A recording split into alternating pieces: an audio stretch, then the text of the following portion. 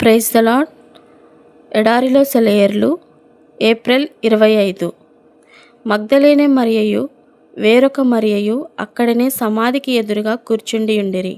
మత్తయి 27:61. విచారం అన్నది ఎంత అర్థం లేని విషయం. అది నేర్చుకోదు, తెలుసుకోదు, కనీసం ప్రయత్నించదు. ఈ మరియలిద్దరూ కుమిలిపోతూ ప్రభు సమాధి ద్వారం దగ్గర కూర్చొని ఉన్నప్పుడు ఇప్పటిదాకా పునరుద్ధరణోత్సవాలతో జయమార్భాటంతో గడిచిన ఈ 2000 సంవత్సరాల గురించి వాళ్ళకేమైనా తెలుసా? మా ప్రభువు వెళ్ళిపోయాడు అన్న ధ్యాసే కానీ దాని వెనుక ఉన్న పరమార్థాన్ని ఏమన్నా గ్రహించారా? వాళ్ళకి దుఃఖ కారణమైన క్రీస్తు మరణం ద్వారానే మనందరి విమోచన కారణమైన జయశాలి క్రీస్తు లేచాడు. లెక్కలేనన్ని హృదయాల అంగలార్పులో నుండి పునరుద్ధానం చిగురించింది.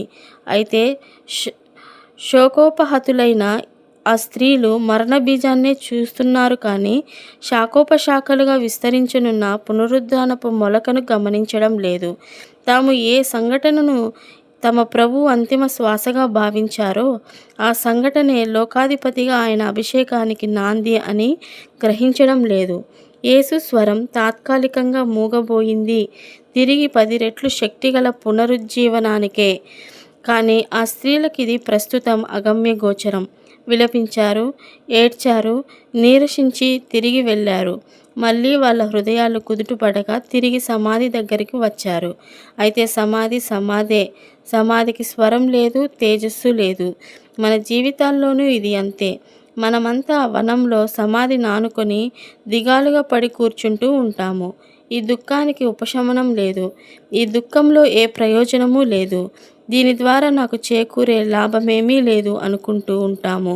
కానీ మన లోతైన దుఃఖం వెనుక, అతి భయంకరమైన ఆపద వెనుక క్రీస్తు నిద్రిస్తూ ఉంటాడు.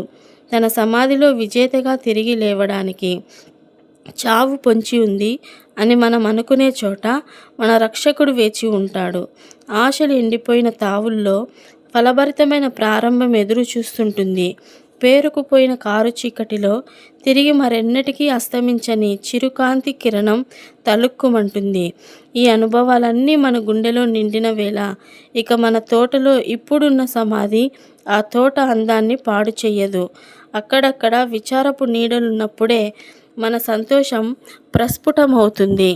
దేవుడు స్థాపించిన ఉల్లాసపు దీపస్తంభాల వల్ల మన విచారపు క్రినీడలు కూడా అందంగానే కనిపిస్తాయి. ఆ నీడల్లో పూసిన పూలు ఇంపుగా కనిపించకపోవచ్చు.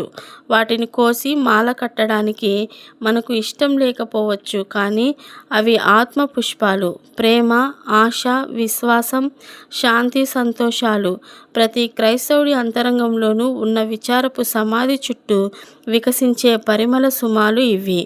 శోకాల కాలిబాట క్రీస్తు విశ్రమించిన చోట. గులాబీలు పూయవు ఈ తోట. ఇది ముళ్ళబాట.